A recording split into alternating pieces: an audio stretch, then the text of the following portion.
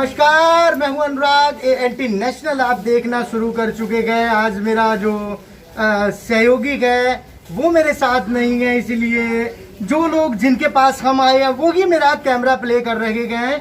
दिखाते हैं आज आपको, जैसा कि कह रहे थे कि मतलब शहर में खाना बट गया है, सबको मिल गया है। ऐसे में चौकीदार गए, अब वो चौकीदार कहाँ जाए? रात को सारी दुकानें जो बंद रहती गए, चौकीदार वहाँ चौकीदारा करते गए। लेकिन अब उनको जो मंथली पैसा मिलता था अब उसको कौन देगा? सवाल यहाँ पे ये खड़ा होता है। इसके बावजूद इनके पास खाने के लिए कुछ भी नहीं है। 1.5 महीना हो चला गया, सेकंड लॉकडाउन भी खत्म होने को आ गया, लेकिन अभी तक इनका कोई भी सॉल्यूशन नहीं हुआ। यहाँ पे ना तो विधायक साहब आए गए, ना किसी प्रशासन का कोई अधिकारी ही इनकी सूझबूझ लेने के लिए आया गया।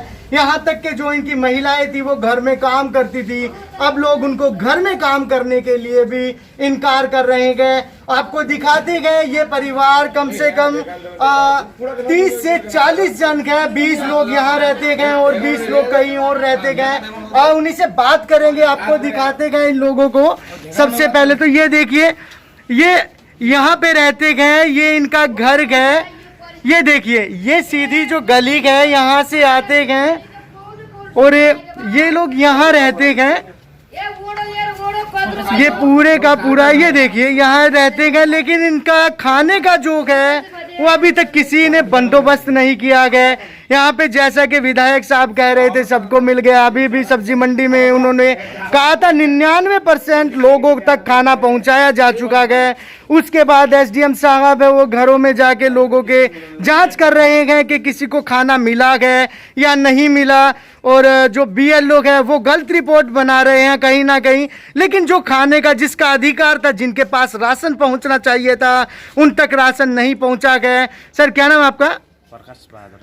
प्रकाश जी, मतलब कितने दिन हो गए आपको काम ना किए हुए? काम तो 40 दिन हो गया। 40 दिन हो गया काम नहीं किया जी। 40 दिन लॉकडाउन के बाद काम हुआ नहीं है। मार्केट भी जो बंद है वो अभी इन लोगों में, हरियाणा में जितने भी नेपाली लोग हैं वो लोग सारे मार्केट पे चौकीदारी कर रहे हैं।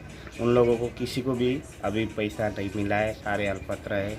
इसके लिए हम भारत सरकार और नेपाल सरकार के भी समझौता हो रखा है। आम प्रवासी जो नेपाली है उनके लिए राहत का वितरण करें और सभी लोग को जो नेपाली है उनको भी घर घर में जाके पहुंचाए। इसका लिए आपको भी हम हार्दिक धन्यवाद देना चाहते हैं, क्योंकि आप भी हमारे पास आए हैं और हमारे लोगों को जो आपने देखा है इसके लिए आभार व्यक्त करना चाहते हैं। तो अभी तक कैसे कर रहे हैं? खाने का आपका कैसे चल रहा है इतने टाइम से? जो अभी आपके साथ आए हैं, क्या नाम है वो 30 जी है, उन लोगों ने अब तक हमारे जो नेपाली भाई है जितने भी यहाँ 40-50 लोग हैं उनको भी थोड़ा बहुत कर रखे हैं।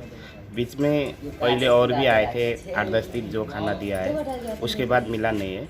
जो भारत के हरियाणा राज्य में जितने भी नेपाली लोग, कम से कम 40 से 1-1.5 लाख नेपाली लोग हैं, उन लोगों का भी समस्या हल करें, क्योंकि वो भी भारत से जो सन 1950 भारत नेपाल की संधि है, इस संधि के हिसाब से हम भारत आ रहे हैं। जो यहाँ के मजदूर और नेपाली मजदूर को एक साथ करके रखे, इन्हें हम सुझाव देना चाहते हैं। तो यहाँ पे कितने घर है इस गली में आपके? इस गली में अभी 4 घर है, एक 4-5 घर है इस गली में जी। जो पहले शुरू में तो पहले लॉकडाउन की तरफ 8-10 दिन वो भी खाना आया है। उसके बाद जो सरकार ने जो नेपाल और भारत सरकार के संबंध के हिसाब से भारत के मजदूर भारत सरकार करेगा और नेपाल के जो भारत के जो मजदूर है वो नेपाल में रुके, उसके नेपाल सरकार की व्यवस्था करेगा। लेकिन ये जितना होना था ये हुआ नहीं है। इसके लिए आप लोगों को भी आपके मीडिया मार्फत हम कहना चाहते हैं कि ये समझौता के अनुसार जो जितने भी हमारे नेपाली भाई पूरे भारत के अंदर है उनका भी आम ग्राउंड लेवल तक उनका सेवा करे और उनको जिस तरह यहाँ की सरकार ने यहाँ के मजदूरों को 5 से 7 हज़ार जो दे रखा है, इन मजदूर लोगों को भी 5-7 हज़ार हमारे जितने भी भारत के अंदर मजदूर है उसको भी मिलना जरूरी है। इसके लिए भी आप मतलब मेन जरूरत खाने की, खाना तो कम से कम राशन तो पहुँचाए। एकदम ये खाना का भी एकदम समस्या है, क्योंकि जितना पहुँचाना था, जिस तरह सरकार ने किया करना था वो एक्टिवेट अभी हुआ नहीं है। इसलिए आपके माध्यम से हम यही कहना चाहते हैं, जो यहाँ के जो मजदूर भाई है और नेपाली जो मजदूर भाई है, उन लोगों के बीच में भी ये खाना पहुँचना जरूरी है। जरूरी है। तो सर मैं जानना चाहूंगा आपसे, जो चौकीदार है तो आप अभी भी कर रहे होंगे, रात को जग रहे होंगे। अभी जितने भी हमारे नेपाली भाई है, अभी भी मार्केट बंद है, वो सारा चौकीदारी कर रहे हैं। जब मार्केट खुलेगा तब उनको पैसे के सुसेशन मिलेगा, नहीं तो अब ये लॉकडाउन तो लंबा भी जा सकता है, क्योंकि आप देख सकते हैं विश्व में तरक्की से कोविड-19 कोरोना वायरस से विश्व तरक्की गए।